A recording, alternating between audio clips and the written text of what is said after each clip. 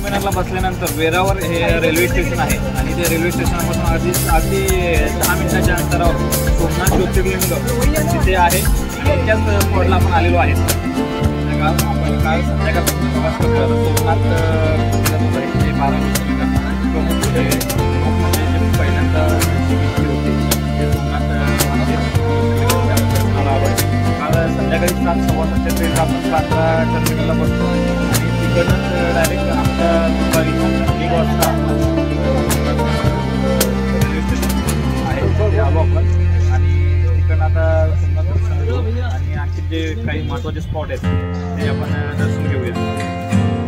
सोमनाथ ज्योतिर्लिंग मंदिराच्या शेजारून रिक्षा आम्ही बघितली आणि रिक्षा 400 रुपये त्यांनी आमचे घेतलेले आहेत आणि आम्हाला 12 ते 15 स्पॉट दाखवणार आहेत ते. कोकणामध्ये जास्त रुपये तुम्हाला आणि आपला किती वेळ आहे त्याच्यावर डिपेंड आहे. पण मिनिमम 12 ते 13 स्पॉट आपल्याला ते कवर करतात संध्याकाळपर्यंत आणि संध्याकाळी जी आरती असते त्या आरतीपर्यंत आपण पुन्हा एकदा मंदिराजवळ येणार आहे.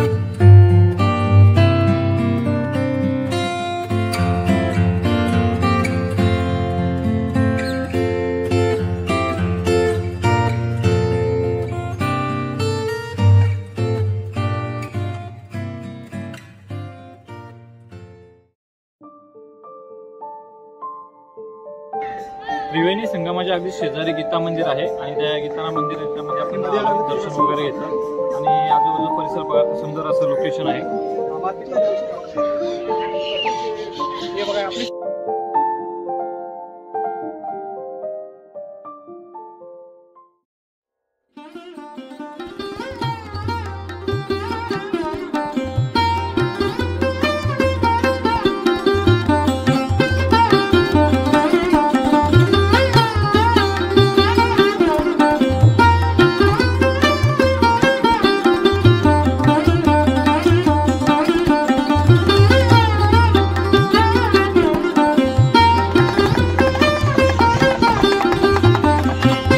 आपण आता आहेत त्रिवेणी संगमला.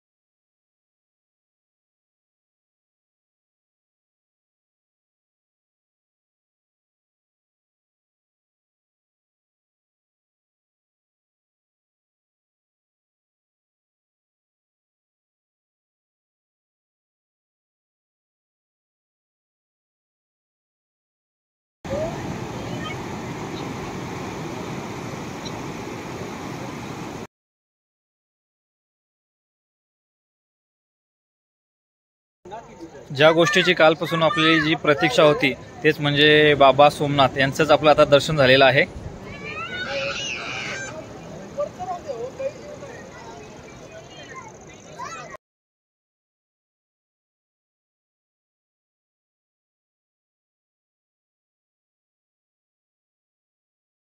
अशा तऱ्हेने पूर्ण दिवसाचा प्रवास झालेला आहे। तसं मुळात आपण काल संध्याकाळी निघालो, त्याच्यानंतर आज दुपारी 1 वाजता पोहोचलो, 1:30 वाजता।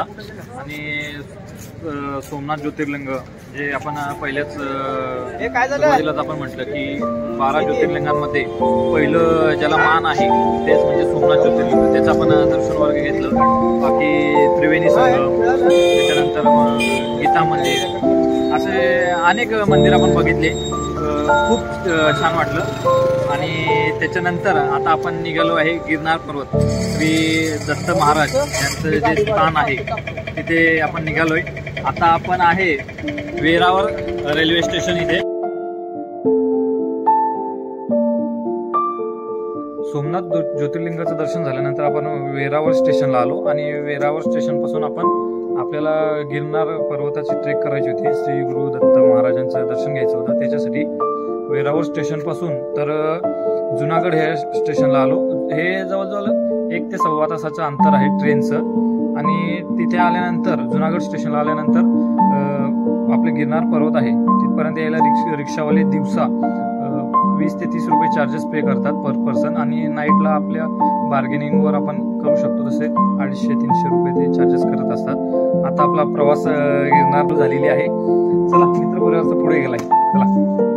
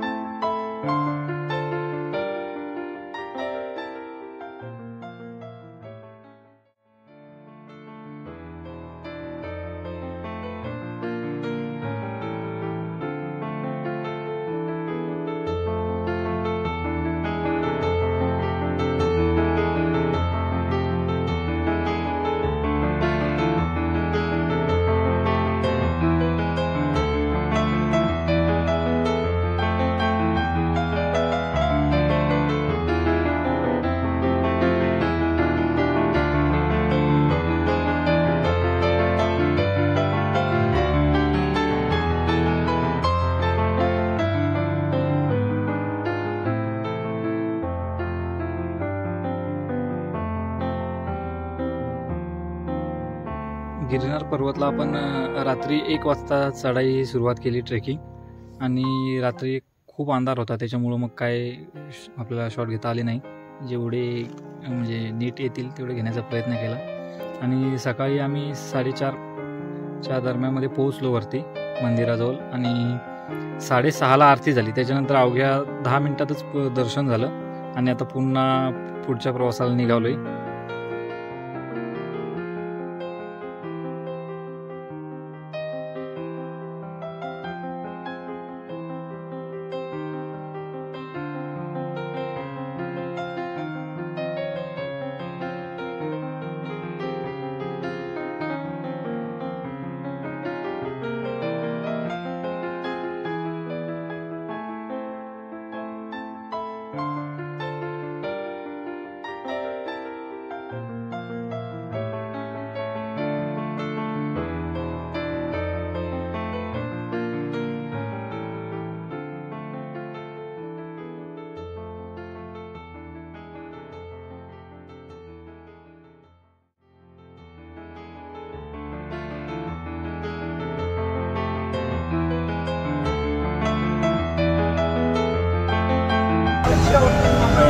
जुनागड बस स्टँडला आपण आलोय आणि जुनागड बस स्टँड पासून तर द्वारका हे जवळपास 250 किलोमीटर अंतर आहे आणि 200 ते 250च्या रेंजमध्ये त्याचं महामंडळाचं जे तिकीट आहे ते आहे. आणि आता आपण बसला प्रवास करतोय, रिझर्वेशन केलंय.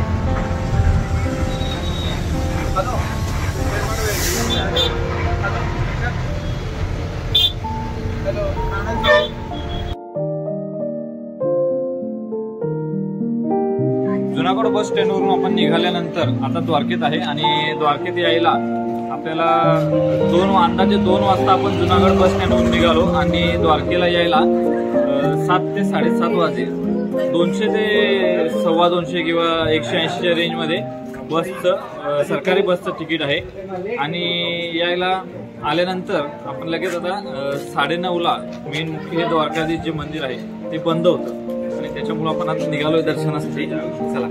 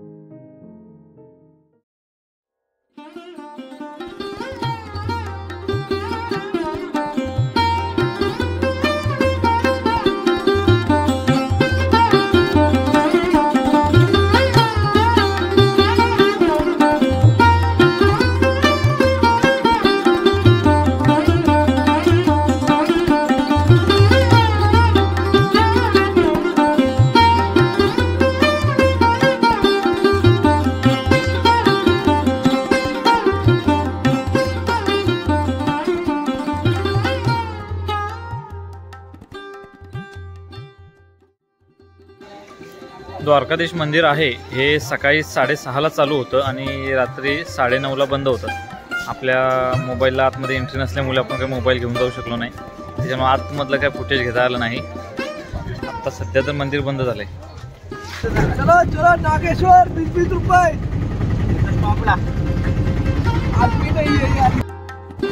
शुभ सकाळ मित्रांनो, आज आपल्या ट्रिपचा आहे 3रा दिवस आणि आज आपण आलोय नागेश्वर ज्योतिर्लिंग. नागेश्वराचं दर्शन आता करूयात आपण.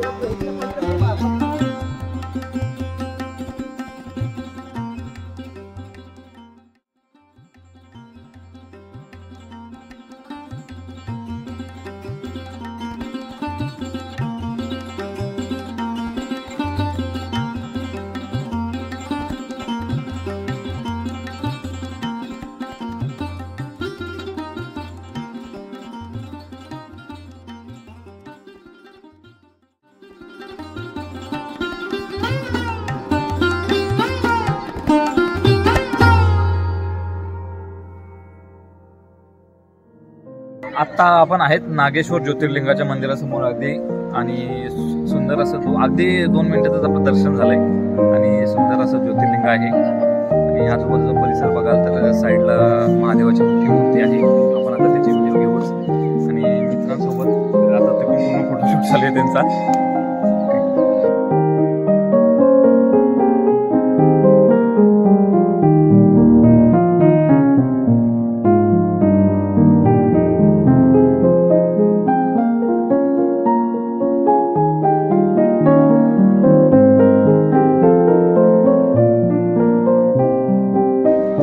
द्वारका मंदिरापासून नागेश्वर टेम्पल हे 17 किलोमीटर आहे जवळपास आणि रिक्षाने जर प्रवास करायचा असेल तर अर्धा तास वेळ लागतो. आणि जर भाडं आपलं बार्गेनिंग आपण किती करतो त्याच्यावर डिपेंड असतं. 500-550 रुपयाच्या रेंजमध्ये आपल्याला रिक्षा सोडते नागेश्वर टेम्पल. आणि आत्ता आपण आहेत द्वारकेमध्येच. बघूया पुढचा प्रवास.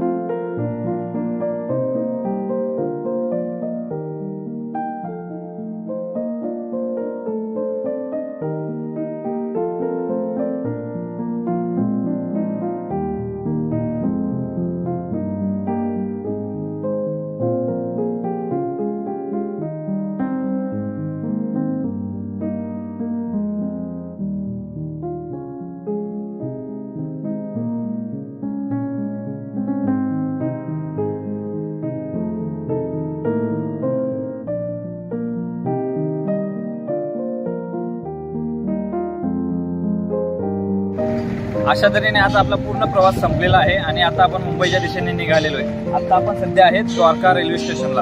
आपण निघाल्यापासून आपण सुरुवातीला बघितलं सोमनाथ, श्री सोमनाथ ज्योतिर्लिंग. त्याच्यानंतर आपण गेलो गिरनार पर्वत, श्री दत्तगुरू यांचे जे तपोभूमी आहे तिथे गेलो. पूर्ण नाईटला आपण ट्रेकिंग केली, पूर्ण प्रवास झाला आणि त्याच्यानंतर आपण आलेलो द्वारका. द्वारकाला आपण द्वारकाधीशांचं हे टेम्पल बघितलं. त्याच्यानंतर मग थोडासा बीच वगैरे आहे तो बघितला. त्याच्यानंतर आज सकाळी मॉर्निंगला श्री नागेश्वर जे ज्योतिर्लिंग आहे आपल्या 12 ज्योतिर्लिंगांपैकी एक, त्यांचं दर्शन झालं. आणि त्याच्यानंतर आज आपला प्रवास संपतोय. आता द्वारका रेल्वे स्टेशनला आहे आपली 11:40ची ट्रेन आहे बांद्रा टर्मिनस. आणि आता आपण निघतोय. पुढील प्रवास तर तसा संपलेला आहे, पण मध्ये जर चांगले शॉट भेटले तर आपण घेण्याचा प्रयत्न करूच. आणि धन्यवाद.